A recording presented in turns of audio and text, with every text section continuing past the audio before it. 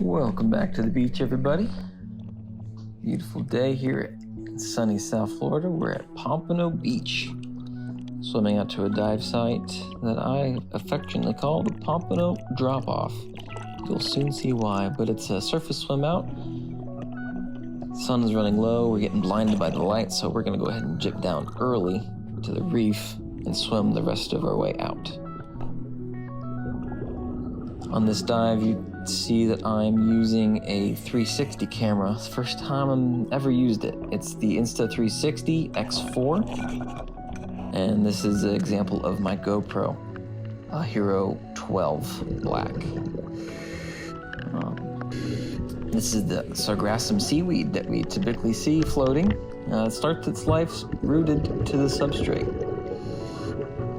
All kinds of cool little critters in there. I didn't see any this time around. So I've noticed that the Insta360, like this shot here, both cameras, by the way, have not been color graded. But here's an example. This is GoPro on this webbed burrfish, member of the porcupine fish family. Not too often I see these guys. It's a little treat. And my little puppy dog friends, the red grouper of the reef. They always seem to seek us divers out, swim with us for a bit, lead us to the reef, lead us to actually where the lobsters are. I think that they know that we like to go after lobster, and they lead us to them. Unwanted roommates in those holes. I think they enjoy us collecting them.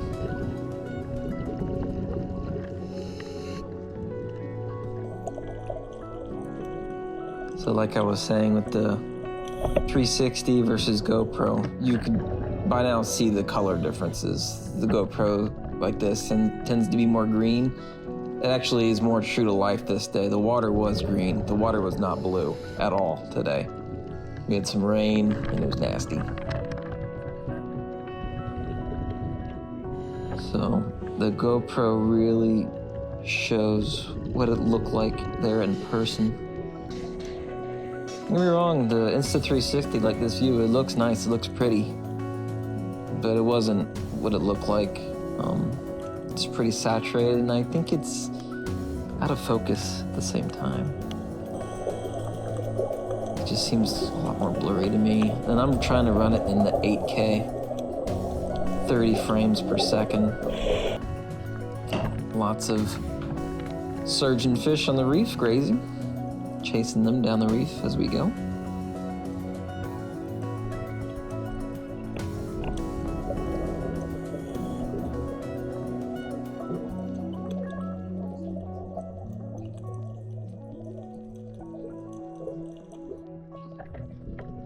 Here's a cool little find.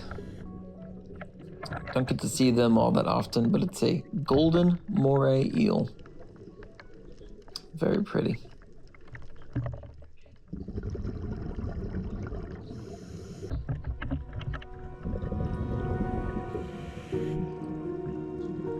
Bermuda chubs showing us we have arrived at the Pompano Drop-Off.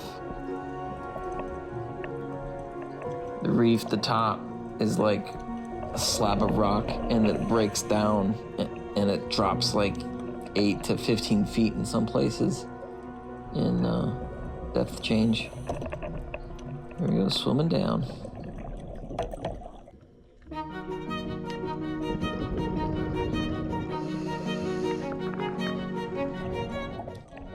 Sergeant Major Fish right there, freaking out.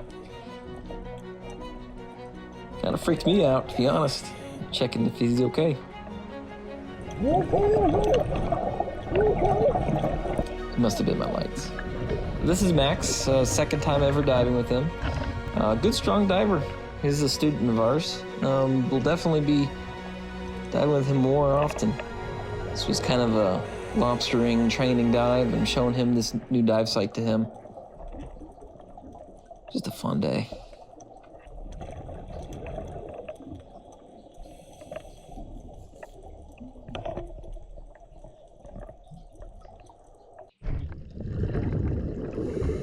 I like these fins. They're stiffer than I'm used to. The Supernova from Scuba Pro is giving me good cramps on this 40-minute swim out to the site, so there I am, just little remedy.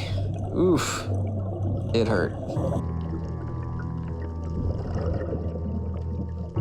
Yeah, so there's GoPro. It's just showing really what the color of the water really did look like that day. But here we go. We're finally starting to see the lobster. A couple really good clusters of them. About 3 or 4 in the back of that hole. All short though. That was the biggest one right there. I'm pretty sure he actually ended up measuring short. I think I catch him a little bit later.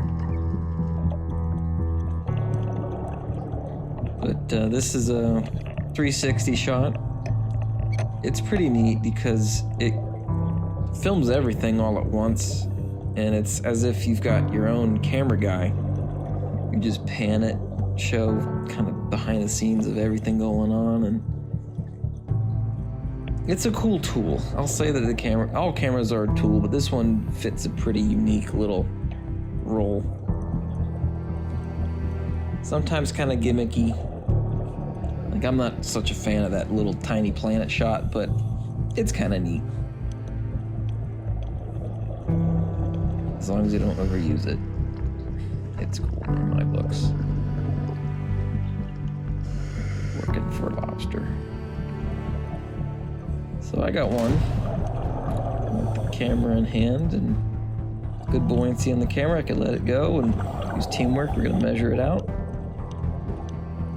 Tell right away, this one's too short. Back in the hole it goes, safe and sound.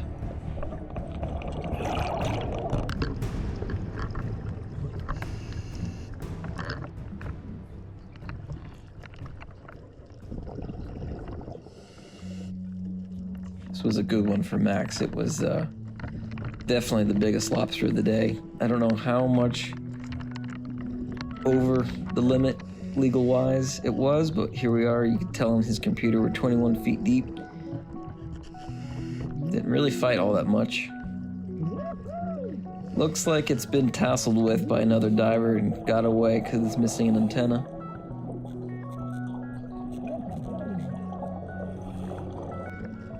But there he goes. He's measuring it, and it was definitely big enough.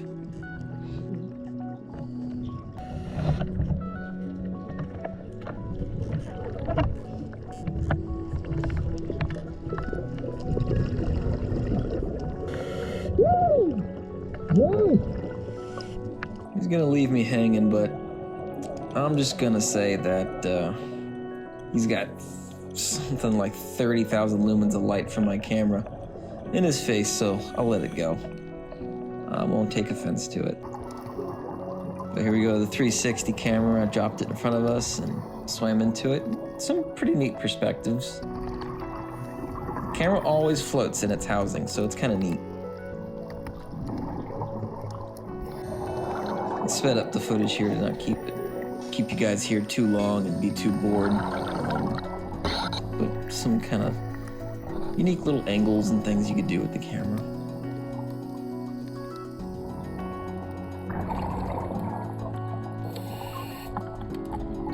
It's getting dark, and we were not planning on it being a night dive, so we're on our way back now. That's what diving with the Steel 100 high pressure tank does. I mean, you could do a 20-foot dive for, like, I think our dive was 2.5 hours, and we still had, I think, 800 PSI remaining when we got back to the beach.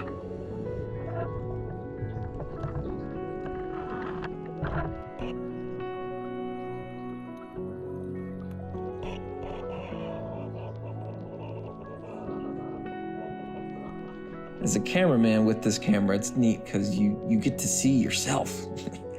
You never get to see yourself as a cameraman. So the 360 really shows you. But yeah, so thanks for sticking with this prompt video. Didn't really have any kind of direction or anything like that, but appreciate you. Feel free to like and comment. Let me know what you think about the Insta360 versus GoPro. I'll probably do some more tests later on in the future, but I tend to like it. It's neat. But thanks for sticking along, and give some feedback of what kind of dives you want to see next. Take care, everybody. Happy diving.